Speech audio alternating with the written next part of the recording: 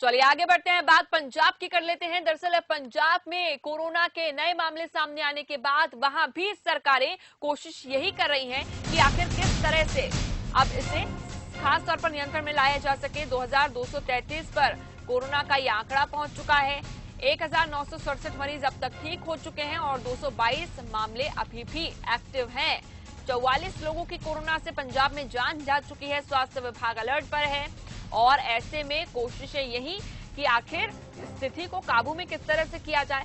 इस वक्त क्योंकि नॉर्मल करने की कोशिश की जा रही है, हर तरह की जो चीजें हैं उनको नॉर्मल करने की कोशिश की जा रही है, लेकिन नॉर्मल किस तरह से होगा, इंतजार इस बात का। स्वास्थ्य विभाग पर कई जिम्मेदारियां हैं, सरकार पर कई जिम्मेदारियां हैं, जिन्हें निभाते हुए फिलहाल आगे की तैयारियां भी की जा रही हैं।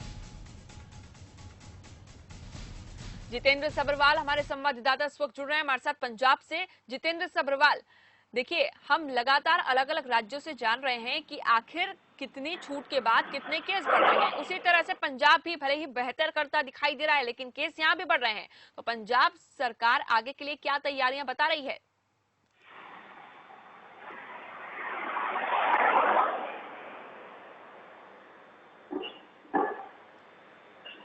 रितेश, आपको आवाज मिल रही है हमारी? हाँ, मिल रही है जी। रितेश, आगे की तैयारियों के लिए क्या पंजाब सरकार कह रही है? क्योंकि पंजाब सरकार ने कल ये फैसला भी लिया है कि हम अभी कुछ दिन और लॉकडाउन रखने वाले हैं ताकि संक्रमण को नियंत्रण में किया जा सके, लेकिन और क्या क्या चीजें?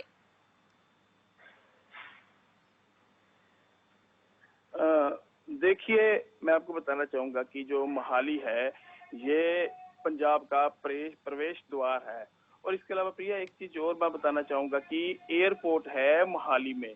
अभी जब 25 मई से घरेलू उड़ानें, जो डोमेस्टिक उड़ानें जब शुरू की गई थी, तो कहीं ना कहीं चिंता थी कि भारत के दूसरे राज्यों से लोग आएंगे।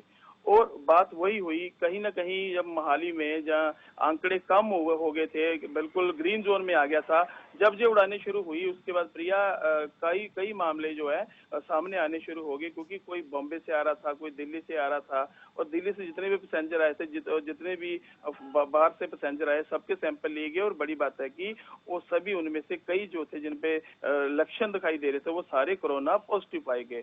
कुल मिला के कह सकते हैं कि एक तरफ से यहाँ कहीं ना कहीं मोहाली कोरोना मुक्त हो गया था, पर उसके बाद ये आंकड़े आने के बाद जो है कहीं ना कहीं प्रशासन चिंता में है। और अब की डेट में, आज की डेट में जो अपना एयरपोर्ट है वहां पर पूरे पुख्ता प्रबंध किए गए। और एक चीज और बताएंगे कि जो मोहाली में जो छूट दी गई थी, वहां पर कुछ लोग जो अपनी शॉप्स जो है वो लेट नाइट तक खोलते हुए दिखाई दिए। और रात को पुलिस ने एक बहुत बड़ा एक्शन भी लिया है। और केएफसी के अलावा जो भी और भी बड़े बड़े यहाँ ब्रांड है जो नियमों की धज्जियां उड़ा रहे थे, उनको भी बंद करवाया गया है और उनके ऊपर मामले दर्ज किए गए हैं। जी प्रिया, आपने बताया कि किस तरह से कार्रवाई की जा रही है, एक्शन लिया जा रहा है हर एक चीज को देखते हुए, लॉकडाउन के मद्देनजर भी। लेकिन कोरोना संक्रमण के नियंत्रण को लेकर क्या इंतजाम किए जा रहे हैं स्वास्थ्य विभाग की ओर से?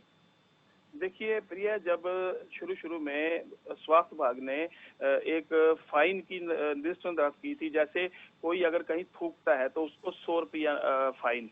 फिर उसके बाद एक नई जज आई थी कि जो कोई बिना मास्क के निकलता है उसको 200 रुपया, पब्लिक प्लेस पे जाने वाले को 200 रुपए का फाइन। और जो क्वारंटाइन किया हुआ है अगर वो नियमों की उल्लंघना करता है उसको 500 रुपया फाइन। ऐसे कुल मिला के जो फाइन बढ़ा दिए गए हैं और हजारों में कर दी गई। अब जो जैसे क्वारंटाइन 500 रुपए का था जुर्माना, वो 2000 रुपए का कर दिया गया।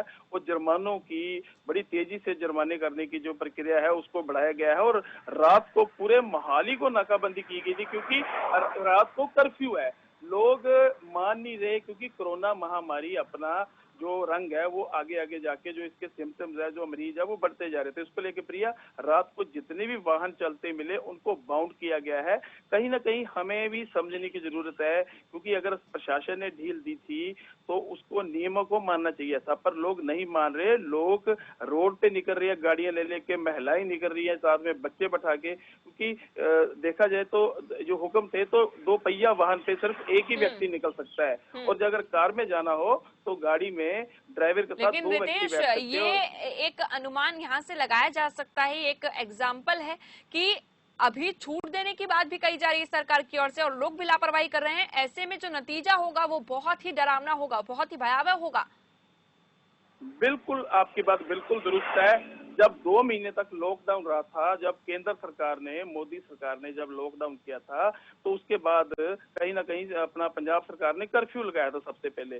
पर अब लॉकडाउन होने के बाद लोग इतनी देर तक तो ठीक ठाक रहे, जब रियायत दी है, जब सुबह 7 बजे से लेकर शाम 6 बजे तक दुकानें खोलने की अनुमति दी गई है 11 घंटे के लिए, पर लोग फिर नहीं हट रहे। जो दुकानदार है वो भी 6 बजे के बाद छोड़कर रात के 9-9 बजे तक दुकानें खुले रख रहे हैं, और चलान भी हो रहे हैं कि सोशल डिस्टेंस की धज्जियां ना उड़ाई जाए, क्योंकि जो जो गाइडलाइन सेंट्रल गवर्नमेंट ने जारी की है उसको फॉलो करना बहुत जरूरी होता है। और दुकानदार का भी फर्ज बनता है कि अगर उनको अगर छूट दी है तो वो अपनी शॉप बंद कर दे, क्योंकि यहीं से शुरू होता है कोरोना का फैलने का अंदेशा, खदशा। वही बात हो रही है, क्योंकि आने वाले टाइम में जब लोग इसका पालना नहीं करेंगे, दुकानों में मतलब घूमेंगे, सोशल डिस्टेंस की धज्जियां उड़ाएंगे, और दुकानदार भी इसमें शामिल है। और आपको एक चीज और बताऊं, धारा 188 का पर्चा जो है वो उनके ऊपर दर्ज किया जा रहा है और वाहनों को भी बाउंड किया जा रहा है। पर कहीं ना कहीं बड़ी बात है कि मोहाली के साथ लगता है जो चंडीगढ़ है, वह बापू धाम कॉलोनी है, वो कोरोना ब्लास्ट बन के उभरा है। वहाँ बहुत बड़ी तादाद में पेशेंट आए हैं। इस टाइम 300 के करीब जो है चंडीगढ़ पहुंच चुका है, और बापू धाम कॉलोनी को भी लेके यही समस्या आ रही है। कहीं ना कहीं प्रशासन की और लोगों में तालमेल नहीं बैठ रहा, जिसकी वजह से ये जो प्रॉब्लम है ये बढ़ती जा रही है। क्योंकि प्रशासन और लोगों को साथ देना चाहिए, क्योंकि लोग समझ ही नहीं पा रहे, लोग यही सोच रहे कि लोगों के साथ के बिना संक्रमण को नियंत्रण में लाना बहुत ज्यादा मुश्किल नजर आता है और एक तरह से संभव नजर आता है, क्योंकि जो गाइडलाइंस हैं उसके मुताबिक लोगों को खास तौर पर जागरूक होना होगा। आप घर से बाहर निकल रहे हैं, आर्थिक संकट से जूझने की कोशिश सरकारें कर रही हैं, लेकिन हम अपना ख्याल कितना रख रहे हैं? क्योंकि जब हम अपनों का ख्याल रखेंगे, अपना ख्याल रखेंगे, तभी हम देश का ख्याल रख पाएंगे।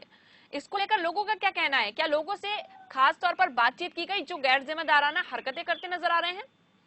हमने 3-4 युवक निकल रहे थे मार्केट पे रेड लाइट, हमने उनको पूछा कि आपने मास्क तो जेबे में डाल रखा है, फिर आप घूम रहे हो कि आपको किसी चीज का, कहते कि हमें कौन सा कोरोना है, हमें किससे कोरोना नहीं हो जाएगा। कुल मिला के ये कह सकते कि लोगों को खुद जिम्मेवारी अपने सिर के ऊपर लेनी चाहिए। वो देश के अच्छे नागरिक है, क्योंकि अगर वो अपनी जान तो खतरे में डालते भी है, साथ में दूसरों को भी डालते, क्योंकि अगर एक व्यक्ति बाहर निकलता है और वो कई बंदों के साथ हाथ मिलाता है, पास खड़ा होता है, सोशल डिस्टेंस की धज्जियां उड़ाता है, क्योंकि जो फासला रखने की बात कही है वही कहीं पर भी नहीं दिखाई दे रहा। कुल मिला के कह सकते हैं कि अगर जैसे 2 महीने पहले चला था, अभी फिर भी अगर सख्ती हो तो ये आंकड़ा आगे नहीं बढ़ सकता। और जरूरी नहीं है कि अकेले प्रशासन की जिम्मेवारी है, प्रशासन भी पूरा जोर लगा रहा है। और एक चीज प्रिया आपको ये मैं बताना चाहूंगा, अगर ये आंकड़ा बढ़ा तो सबसे ज्यादा आंकड़ा जो डोमेस्टिक एयरलाइंस की जो फ्लाइटें शुरू हुई हैं, जो बाहर से पेशेंट आ रहे हैं उनको लेके ही है। और मैं आपको एक चीज और बताना चाहूंगा भी, जितने भी यहाँ पर बाहर से आए थे, जो फंसे हुए थे, और सबसे पहले उनका वो बहुत बड़ी नालायकी बता रहा हूँ आपको मैं, मोहाली प्रशासन ने जो मोहाली के निवासी थे उनके तो सैंपल ले लिए थे, क्योंकि जब उड़ाने शुरू की थी तो एक बात कही गई थी कि कोई भी यहाँ पर अगर उतरेगा तो दूसरी स्टेटों के आके जो नुमाइंदे हैं उनको लेके जाएंगे।